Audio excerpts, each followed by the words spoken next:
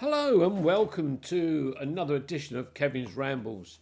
Today I'm out with Cynthia and Ian and we are making a long overdue visit to Wimborne Minister.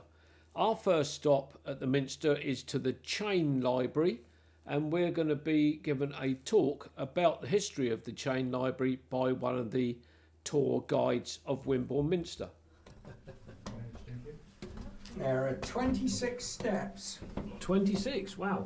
Yeah, it's known as an ecclesiastical staircase. It spirals to the right. Oh yeah. It's more than 26. I was going to say it's more than 26, isn't the steps? My knees. Mind your head. Come on in. Wow, look at this. Come on in. Come on in. Thank you, sir. Right, so Just love it Is she there? now the reason it spirals to the right is it makes it very difficult to run up with a drawn sword. Why would you want to run up with a drawn sword? This wasn't a library. This was the medieval treasury of the Minster. And the Minster was a very important standalone royal peculiar. So it was directly answerable to the crown rather than to a local bishop. And so stored here, housed here, was a significant amount of gold and silver plate and saints' holy relics, gather a phial of the blood of Thomas a Becket, but I think everybody had one of those. So, come the Reformation, most of the plate was actually seized by the crown, as was happening all over the country. And the relics would have been destroyed, and for 100 years or so it was really just used as a storeroom. And you could say that the library came about almost by accident, by chance. So the 1680s, reign of James II, religious turbulence in the country. He was a Catholic, majority of the country was Protestant. There was a man in Oxford called William Stone. He'd got connections back here to Wimborne, family connections, he'd been a presbyter here in his youth at the Minster, and he was subsequently an academic and cleric in Oxford. He had assembled a significant library of really theological commentaries on the early Western Church. Saints such as St Augustine, that's people like that. And he was fearful that his library could be seized and burnt. So, came up with a plan. Send them back to Wimborne. Whether or not he thought sleepy Wimborne, they'll be fine there, or authorities will be more tolerant. Anyway, 90 books duly arrived, the Stone bequest. And they probably thought, oh, what are we going to do with those? I know, we'll put them up in the storeroom. Yeah. And in a way, the true foundation of the library came 10 years later, because another man with local connections to Wimborne, Roger Gillingham. Now, he was a lawyer in London, and he'd made a fortune out of the chemical industry, making saltpeter for gunpowder. And he left a library of books. The great difference was his weren't solely theological. There was quite a widespread of secular books. There was politics, history, philosophy. We've got, for instance, complete works of Machiavelli there. Oh, so they're not all religious? No, not at all. Not at all. First known textbook on psychology, The Anatomy of Melancholy, which, believe it or not, is actually still in print. Oh gosh. And it's remarkably modern in its ideas. Bedtime reading? It is. Yeah. Yeah. Why are they chained then? Well, I'll come to that. I'll come to that. So, Gillingham left £10 because he how was it he phrased his bequest? for the benefit of the shopkeepers and the better class of person in Wimborne. But obviously he didn't trust us Wimbornians too much, because he also left £10 for shelving and chains, neither of which are original. Because if you take a look at these chains, these are Victorian. So they're a bit late. These are factory produced. These would have been run off by the mile in Sheffield. We do have a little bit of hand forged chain here, iron chain, but that didn't actually come from the Minster. It came from one of the village churches outside. Yeah. So would all the original chains have been? No, they weren't. No. All right. No, all right. No, believe it or not, most of the chains were made of silver. Oh. Which is probably the reason why they got replaced. Yes. Yes. Yeah. Because silver being a soft metal, Yeah. it would wear. Yeah. So now we don't have the silver chains, I'm afraid, anymore. But 30 of them are still in existence. Oh. If you go to Salisbury Cathedral, they've got them on display. Oh, really? Oh. And they don't want to give them back. Oh. The story goes, and whether there's any truth to it, whether there's any truth, so the silver chains have been put to one side, and the then Bishop of Salisbury happened to be visiting the Minster. This is sort of circa 1850 or so. And he said, "Oh, what have you got over there?" And so they told him, "Well, I think I better take those for safekeeping." Yeah. But whether there's any truth to it or not, I genuinely don't. Yeah. It's strange that the books are chained to be open, isn't it? Because you would have thought that to protect them, they'd have been turned around with the binding on the other way around. No. They're chained on the backboard. Is that the backboard then? That's on the backboard of each book. Not spine, backboard. Right, okay. Because if you that's right, if you that's right, chained them on the spine, Right. and it was a popular book, regularly being lifted in, Oh, yeah. after a while it would pull and break the spine. Okay, that's good. Also, it wasn't common practice in the 17th century to put names and titles onto books. So, how do I know what I'm looking for? So, Yes. obviously this wouldn't have been in the middle of the room. Dotted around would have been a number of lecterns similar to this.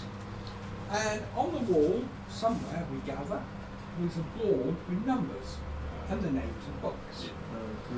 And I always pick this one because it's a nice clear one. Number 26. Oh, right. So, Yeah. right, I've identified I want to read book 26. So I put a lectern here. Book is lifted down. I stand and I read. And if it were a popular book, you were allowed an hour. Oh, right. So take you a while to read 26. Yeah. Now, In about an hour, I'd be about halfway through one page. yeah. Now, the next question. So, the next question is usually, well, why are some of them chained and some of them aren't? Well, I was looking at these Why ones are along some of here. them chained and some of Them them not. Right. So, the two early bequests, Stone, Gillingham, they were all chained together with one or two smaller early bequests. Now, in later years, more books have been donated to the library. We still get donations even to this day. Wow. Also, what complicates it is some of them have been rebound that were chained. See, Walton's Polyglot Bible here, which came in 6 volumes, was part of Gillingham's original bequest, but it was rebound and not rechained. And it was rebound badly, so they forgot the index, and that had to be bound separately. Gosh, yeah. The things like this amaze me. I think how long somebody's handwritten. Yeah. Yeah. Now that is the earliest. 1343. Yeah. So that's the reign of Edward III. That's 3 years before the Battle of Cressy. 5 years before the coming of the Black Death to Weymouth. Wow. Gosh. So Regimen Animarum roughly translates as guidance of souls. Basically, it was a self-help book for medieval priests on the guidance of their lay congregation. Look, I know that sounds, it's quite a broad thing, but what sort of stuff would that actually, as an example, you say it gives advice to priests? Yeah. What were their problems apart from living, eating, whether it's meals coming from and stuff like that? Yeah. Did they have mental issues like we have now? I don't know. I'm sure they did. Basically instructional theological matters. on the understanding of God. It's pretty complex stuff. It is very complex. And it was written in Latin. Yeah. Some of the notes in the margins where people have scribbled notes are in Middle English. It's written on vellum, which is calf skin. It was written by 3 different scribes, because you can see 3 different styles. The black ink was made from crushing down oak apples, oak gall. Yeah. You mix it with iron sulphate and gum arabic, and it makes a remarkably good permanent black ink. The red ink was actually lead oxide, Oh, really? which is, I'm sure you know, is highly toxic. Toxic, yeah, absolutely. Which probably accounts for the fact that even with, the fact that in the Middle Ages life expectancy wasn't as great as it is now, notoriously scribes did not live to a great age. So I suspect it was due to Not a good gift. That's right, yeah, that's oxide. exactly. I believe that was a skin. I'm writing No, duties this week. Yeah, That's mad, This isn't it? is- yeah, it's amazing. Yeah, and Absolutely. do you know you could only get 2 good pages out of 1 calf skin. Really, So yeah. there's a lot of, but it's a byproduct of agricultural practice, because every autumn you'd have culled the male calves. Yeah, I yeah. never knew that you could use the oak apples to make that as a meat, because I've got one garden I go to, and every year we get a lot of oak apples, little tiny ones. That's always Stephanie on the made sofa. ink last year. She collected them Did she? and made the ink just Wow. to see if she could Yeah, do it, yeah, and because it it- worked. Yeah, So rock solid. Isn't it? Yeah. because the oak tree is wasps. That's right. It's got a little gall type thing. makes it lay their Yeah, eggs that's it, that's on right. the buds, Yeah, and then it yeah. closes over the wasp, That's it. to protect itself. It must come every year, because Yeah. every year we get these oak apples. Yeah, There's a yeah. lot of them up there. Yeah, That's fascinating, isn't it? Thank you. it's brilliant. Yeah, no, thank you very much. Yeah. If you take nothing else away, Walton's Polyglot Bible. This is the most fascinating thing we have here. This was commissioned by Oliver Cromwell Oh wow, gosh. in the 1650s under the Commonwealth. Why would he do that in like Hebrew and Arabic if that was commissioned by? Sorry? Why would he have done that in sort of Hebrew and and Arabic? Well, if you, I will tell you. Good morning. Welcome. Come on in. Thank you. Now I'm going to keep going. Okay. But we will eventually come back to the beginning for you. Right. So Yes, yes, yeah. so commissioned by Oliver Cromwell. The purpose of it was to preserve, as it was perceived, the Word of God from original sources. So, Cromwell assembled this group of academics, clerics, who'd actually been expelled from their churches, I suspect for a lack of Puritan zeal, but Cromwell obviously respected their academic ability. And now, this is just, we've got 6 volumes here.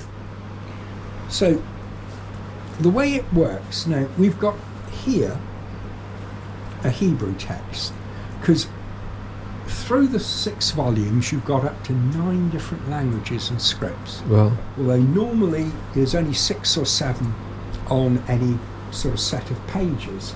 But as language changed through, you know, the Old Testament and New Testament, there was 9 in total. So here we've got a Hebrew section. Alongside you've got a Latin translation. Then you've got similar text, same text, but in Greek. And then you've got Latin translation of the Greek. Now, that is similar to the first translation, but not identical. All right. Then you've got Syriac, which is what in the 17th century they called Aramaic, which was the everyday language of Christ. You've got a number of archaic Middle Eastern languages there. Here you've got Arabic, all with slightly varying Latin translations. Lady got very cross with me the other day, I don't know why. Where's the Well, English? she was really Where's the well, English? that was her point. She wanted to know why Cromwell had allowed Latin translations instead of English. And the truth of the matter is, Latin was the everyday academic language of the whole of Europe. So that was the common binder for it all. Yeah. Now, obviously, the academic achievement, because believe it or not, the 6 volumes were assembled in 3 years. But just have a think for a moment about the printing of it. Now, this is the early days of hot metal type. Each of these characters has got to be individually crafted, individually made. And do you think your average 17th century printer would have any understanding of the majority of the scripts he was working with? And the Latin, the Greek, they go left to right. All the other scripts are coming right to left.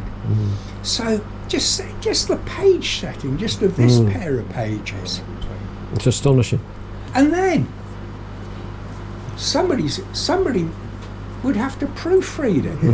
There's a typo there. Well, I wasn't here at the time, but a colleague of mine a few weeks ago, she had a Jewish rabbi up here, and he actually sang that section. Oh, wow.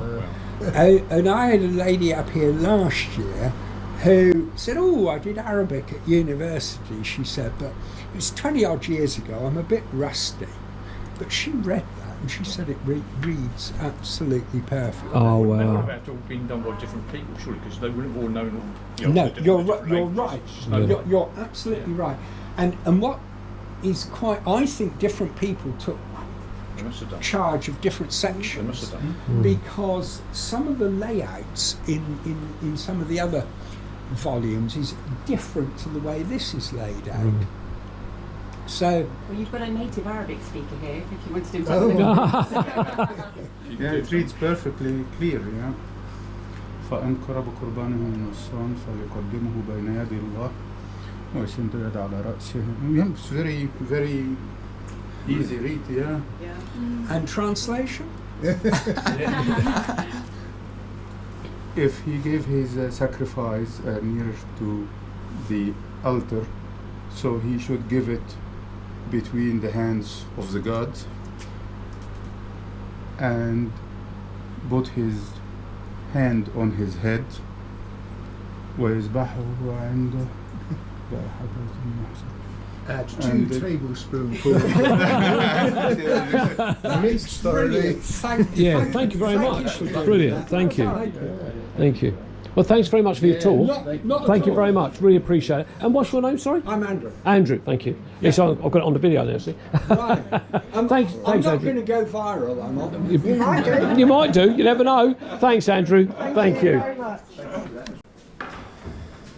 So I hope you have enjoyed watching this video by Kevin with Kevin's Rambles. If you have, you know what to do. Please give him a big thumbs up, tell him you liked it, subscribe to his channel, and he'll see you somewhere next time.